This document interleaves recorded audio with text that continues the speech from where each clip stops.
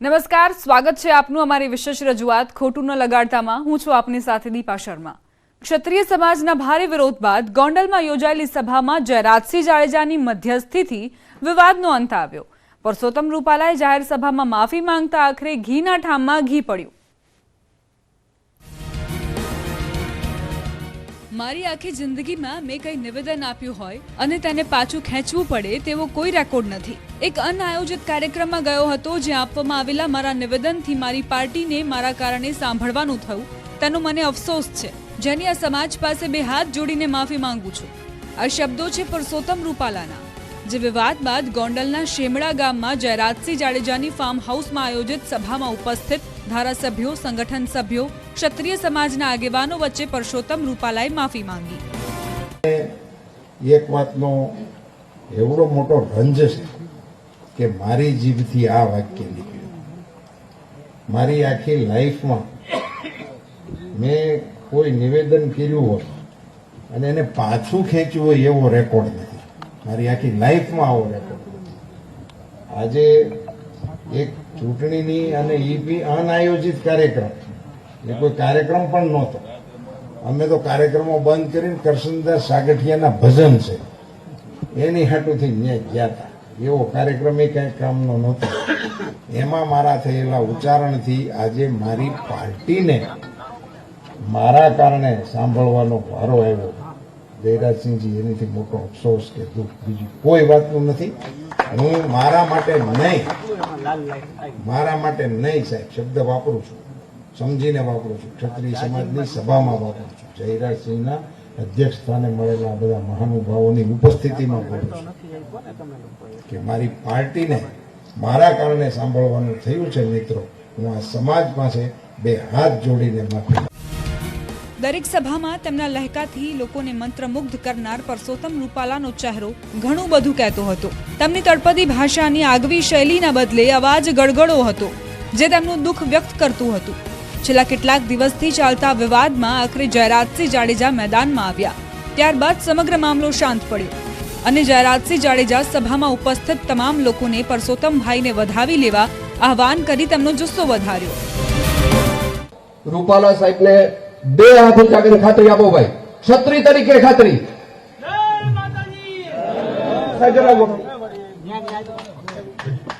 ક્ષત્રિય તરીકે વટથી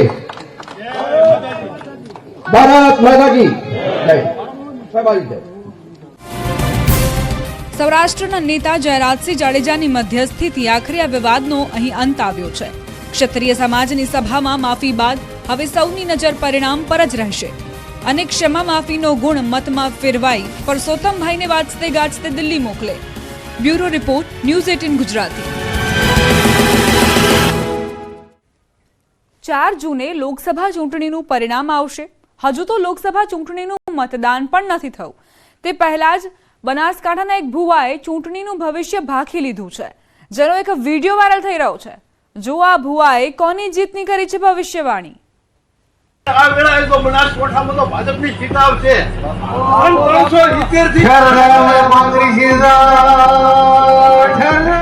બનાસકાંઠામાં તો ભાજપની જ જીત આવશે. ભાજપની 370 બેઠકો આવશે. ધૂણતા ધૂણતા ભુવાએ કરી દીધી ભવિષ્યવાણી. ભુવાએ કરી જીતની ભવિષ્યવાણી. આ વેળાએ તો બનાસકાંઠામાં તો ભાજપની જીત આવશે. બનાસકાંઠામાં કોની જીત થશે તેની ભવિષ્યવાણી. મતદાન પહેલા જ કહી દીધું પરિણામ. કોની બનશે સરકાર તેની કરી દીધી ભવિષ્યવાણી. મતદાન પહેલા ભુવાનો ઓપિનિયન પોલ. એકી વિશ્વાસે ધૂણતા ધૂણતા ભાજપની જીતની ભવિષ્યવાણી કરી દીધી. થરાદ પંથકના ભુવાનો આ વિડીયો હાલ સોશિયલ મીડિયા પર વાયરલ થઈ રહ્યો છે. ન્યૂઝ 18 ગુજરાતી આ વાયરલ વિડીયોની પુષ્ટિ નથી કરતું, પરંતુ રમેલના કાર્યક્રમ દરમિયાન ભુવાજી બનાસકાંઠામાં ભાજપની જીત થશે તેવી ભવિષ્યવાણી ધૂણતા ધૂણતા કરી રહ્યા છે. એટલું જ નહીં, દેશમાં ભાજપ 370 બેઠકો જીતશે તેવી ભવિષ્યવાણી કરી રહ્યો છે આ ભુવો. ફરી એકવાર સાંભળો ભુવાજી શું કહી રહ્યા છે. રાવણાની વસે ના તો શંકર ચૌધરીનું તારી સિકુતરે બોલી હતી ને આ વેળાએ તો બનાસકાંઠામાં તો ભાજપની સીટ આવશે. અને 370 થી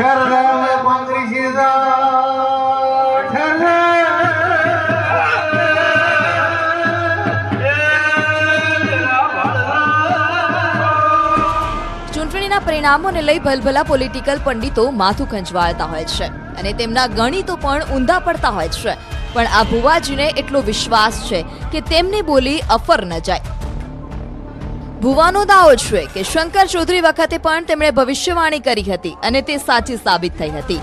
ભુવાજીની ભવિષ્યવાણી કેટલી સાચી સાબિત થશે તે તો હવે આવનારા ચૂંટણી પરિણામો જ કહેશે. મા ઉમા ખોડલની સોગન 2015નો જવાબ 2024માં આપીશું.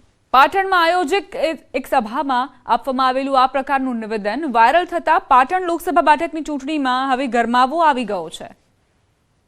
આજ આપણે સ્વાગત ખાઈને જવાનું તો એક પાટીદાર 100 વોટનું પરિવર્તન કરે. બોલો મા ઉમા ખોડલની સોગન હાથ ઊંચા કરો ભાઈ.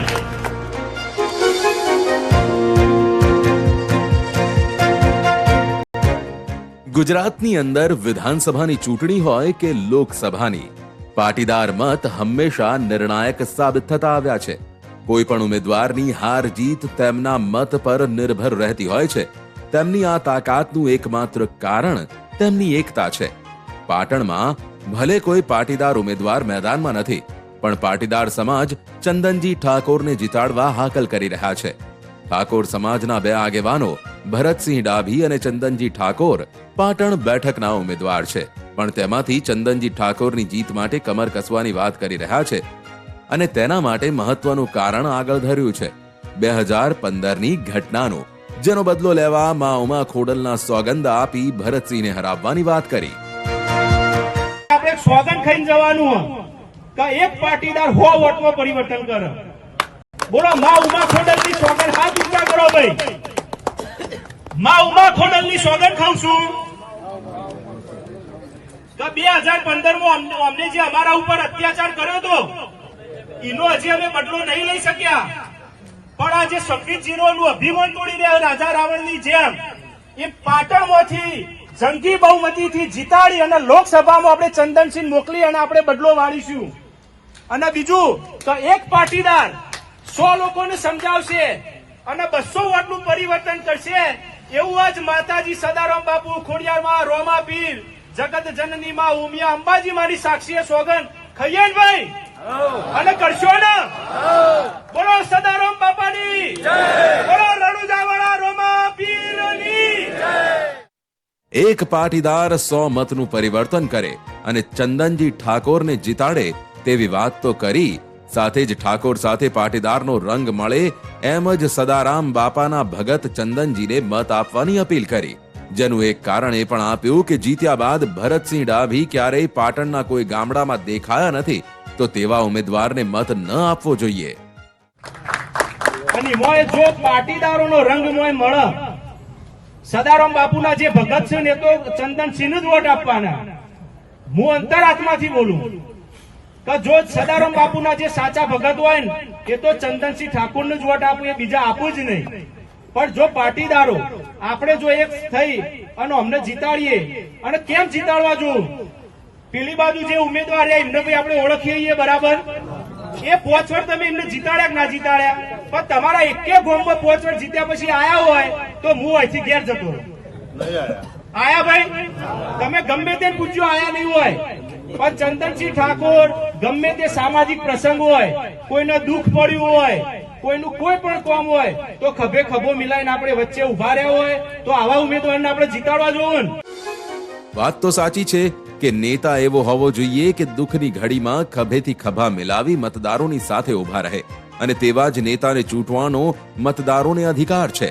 અને જે રીતે પાટીદારો મેદાનમાં આવ્યા છે તે જોતા તો લાગે છે કે પ્રચાર દરમિયાન પાટીદારોનું ચંદન વધારે સુગંધ ફેલાવશે, પણ હાર જીત તો પરિણામ જ કહેશે. પણ તેમાં આ પ્રકારના નિવેદનો કેટલા યોગ્ય છે? આગેવાનોએ એ વાતનું પણ ધ્યાન રાખવું જોઈએ કે બદલો લેવાની ભાવનાથી કરવામાં આવતા કાર્ય કે નિવેદન બાદ હંમેશા પછતાવાનો વારો આવતો હોય છે. એટલે આગેવાનોનો ઉમેદવાર પ્રત્યેનો પ્રેમ અને લાગણી સાચી હોય તો પણ આ પ્રકારના નિવેદનોથી બચવું જ જોઈએ. અશરફ જટ, ન્યૂઝ 18 ગુજરાતી, પાટણ. 2015નું પાટીદાર અનામત આંદોલનનું ભૂત ફરી ધૂણ્યું છે. પાટણમાં પાટીદારોની મીટિંગના વાયરલ થયેલા વિડીયો બાદ પટેલ સમાજનો સાથ સહકાર મળતા મનોમન ખુશી વ્યક્ત કરી છે. તો બીજી તરફ કોંગ્રેસ નેતા કિરીટ પટેલે પાટીદાર સમાજ કોંગ્રેસની સાથે જ હોવાનો દાવો કર્યો.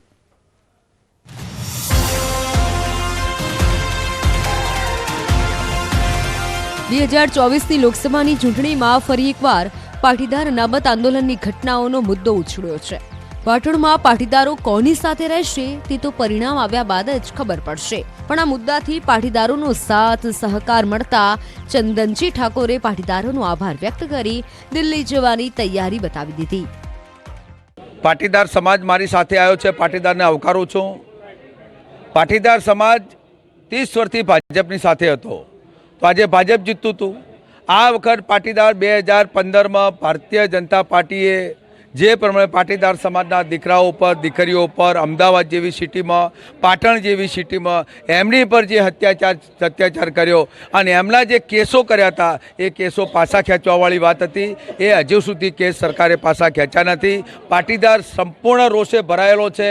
પાટીદાર સમાજ સંપૂર્ણપણે ખુલ્લા મનથી કોંગ્રેસ પાર્ટીના ઉમેદવાર તરીકે સમગ્ર ઉત્તર ગુજરાતમાં કે સમગ્ર ગુજરાતમાં જેટલો પાટીદાર છે બધો પાટીદાર કોંગ્રેસ પાર્ટીના સમર્થનમાં છે. મને પણ ખુલ્લું સમર્થન આપ્યું છે અને જંગી બહુમતીથી જીતાડવા માટેનું પાટીદાર સમાજે આહવાન પણ લીધું છે.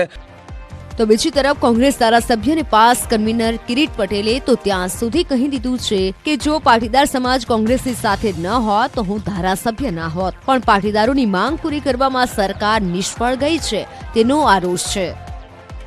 અને નક્કી કર્યું કે 2015ની અંદર પાટીદાર અનામત આંદોલન વખતે પાટીદાર સમાજ ઉપર જે અત્યાચાર થયો હતો અને પાટીદાર સમાજને જે સરકાર દ્વારા વચનો આપવામાં આવ્યા હતા એ એક પણ વચન પૂરું કરવામાં આવ્યું નથી.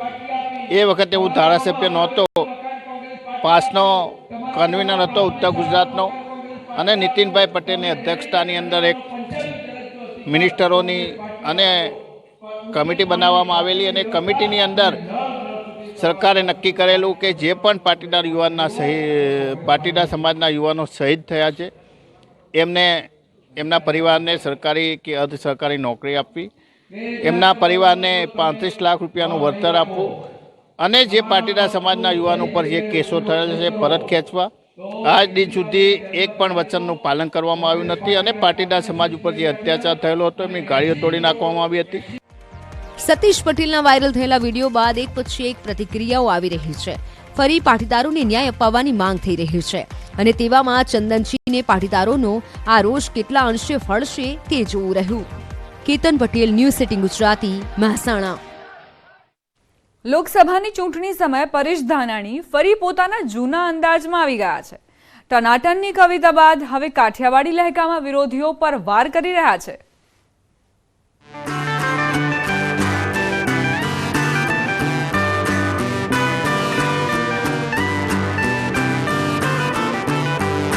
સાબરકાંઠામાં ભીખુસિંહ બોઠા પાડ્યા, સુરેન્દ્રનગરમાં મુજપરા અને મરડી નાખ્યા, પોરબંદરમાં ઢોલ ટીપી નાખ્યો, ધરૂપનો ઢોલ ટીપી નાખ્યો. આપણા નાયણ કાકાની નાગ ઢીલી કરી નાખી.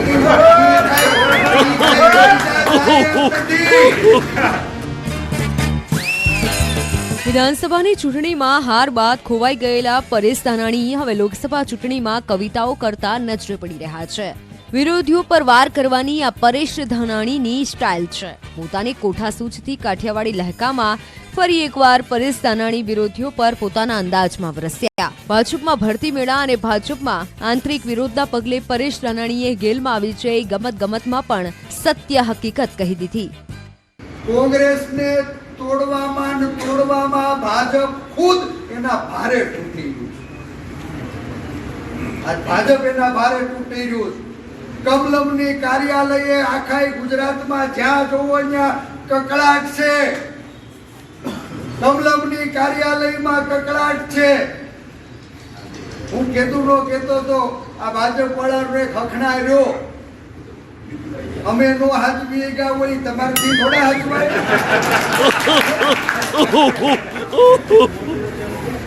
સાંભળતા નહોતા, લ્યો લેતા જાઓ. કોંગ્રેસમાં કેટલાય એવા નેતાઓ છે જેમને આ વખતે લોકસભા ચૂંટણી લડવાની ના પાડી છે, પણ પરેશ ધાનાણીએ પોતાના નેતાઓએ કેમ ના પાડી તેનું મનોમંથન કરવાની જગ્યાએ ભાજપનું મનોમંથન કરી નાખ્યું.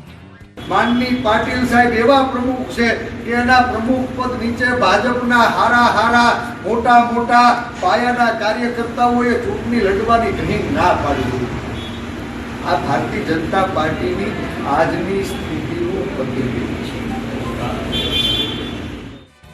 પરેશ ધાનાણીએ પોતે કરેલા કામોની વાહવાહી કરી, પણ પોતાના અંદાજમાં. ખાતા ફોજદારી કરતા હતા, નવા કામ મંજૂર થયા કે નહીં એનો તો હિસાબ માંગશું, પણ અમે મંજૂર કરાવીને ગયા ને આ ત્રિકમ ગેંગ ત્રિકમ પસાડ્યા, ખાડા ખોડા તો હજી ખાતમુહૂર્ત કરી ન થાય કે કેટલા કામ પડતર પડ્યા.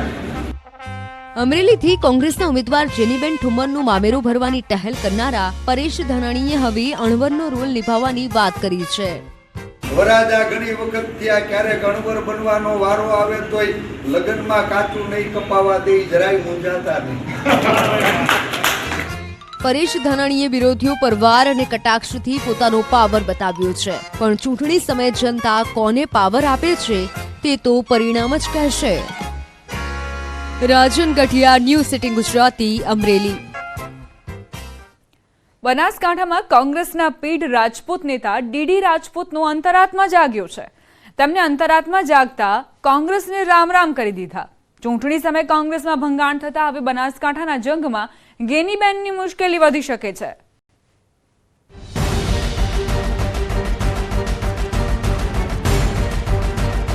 મારા આત્માના અવાજને અનુસરીને આજે હું કોંગ્રેસ પાર્ટીના મારા હોદ્દા ઉપરથી તેમજ પ્રાથમિક સભ્ય પદેથી પણ હું રાજીનામું આપવા માટે જઈ રહ્યો છું.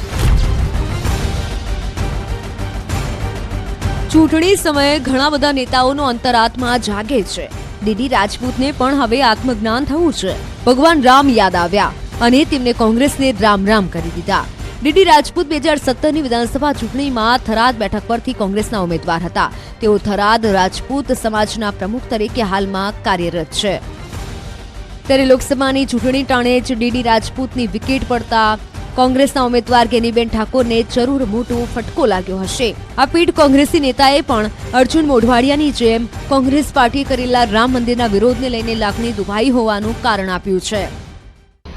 દેશ અને દુનિયામાં વસતા કરોડો હિન્દુઓની આસ્થાનું પ્રતીક એવા ભગવાન શ્રી રામલલ્લાની પ્રાણ પ્રતિષ્ઠા મહોત્સવનો અવસર જ્યારે આપણી વચ્ચે આવ્યો, ત્યારે કોંગ્રેસ પાર્ટીના વરિષ્ઠ આગેવાનો અને જ્યારે રામ મંદિર ટ્રસ્ટ દ્વારા ઉપસ્થિત રહેવા માટે આમંત્રણ પાઠવવામાં આવ્યું અને આમંત્રણનો પણ જો અસ્વીકાર કરવામાં આવતો હોય તો તે પાર્ટી સાથે જ્યારે પણ અસ્વીકાર કર્યો ત્યારથી હું મારા મનની અંદર ખૂબ જ દ્વિધા અને દુઃખની લાગણી અનુભવી રહ્યો હતો અને મારા આત્માને ઠેસ પહોંચી હતી.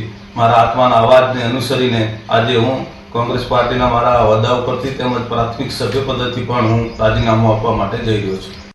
બનાસકાંઠા જિલ્લો કોંગ્રેસનો ગઢ બનાય છે, પરંતુ ચૂંટણીના મતદાન પહેલા આ ગઢના કાંકરા ખરી રહ્યા છે. થોડા સમય પહેલા જ થરાદ યુથ કોંગ્રેસના પ્રમુખે રાજીનામું આપ્યું હતું. અલ્પેશ જોશીએ પોતાના પદ સહિત સભ્યપદેથી રાજીનામું આપ્યું હતું. હવે ડીડી રાજપૂતે કોંગ્રેસને રામ રામ કર્યા છે, પણ કઈ બાજુ જવું તેને લઈને હવે તેમના અંતરાત્મા સાથે તેઓ પોતાના સમર્થકો સાથે આત્મમંથન કરશે. પછીના કાર્યક્રમમાં હું મારા સમાજના આગેવાનોની વડીલોની એક મેં મિટિંગ બોલાવી છે. એની અંદર મારા સમાજના આગેવાનો સાથે હું ચર્ચા વિચારણા કરીશ, એમના સાથે સલાહ મશવરો કરી તેમજ મારી સાથે જે કંઈ અન્ય સમાજના પણ કાર્યકર્તાઓ છે, મારા શુભેચ્છકો છે, એમની સાથે પણ ચર્ચા વિચારણા કરી અને આગળનો જે કંઈ નિર્ણય છે એ હું આપને જણાવીશ. ડીડી રાજપૂતે આગળનું પ્લાનિંગ ભલે ન જાહેર કર્યું હોય, પણ ગેનીબેનનું પ્લાનિંગ જરૂર બગાડી નાખ્યું છે. હવે બેન વર્સિસ દીકરીની આ લડાઈ વધુ રોચક બનશે. કિશોર તુવર, ન્યૂઝ સિટી ગુજરાતી, બનાસકાંઠા. રાજકારણનો રંગ જ એવો છે, જ્યાં સંબંધ આડા આવે તો પણ તેને ધ્યાને લેવામાં નથી આવતા. એમ પણ કહેવામાં પણ વધારે પડતું નથી કે રાજકારણમાં પારકા જીતાડે ને પોતાના જ હરાવે. છોટાઉદેપુર બેઠક પર કંઈક આવી જ સ્થિતિ છે, જ્યાં સસરા વિરુદ્ધ જમાઈ પ્રચાર કરતા જોવા મળી રહ્યા છે.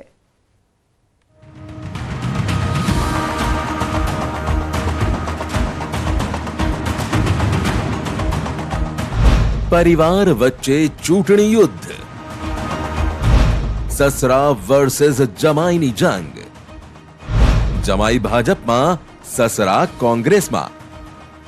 જમાઈ આમ તો સસરાના ઘરે આવે તો જમાઈ માટે લાલ જાજમ બિછાવવી પડે, પકવાન પીરસવા પડે, આગતા સ્વાગતા કરવી પડે.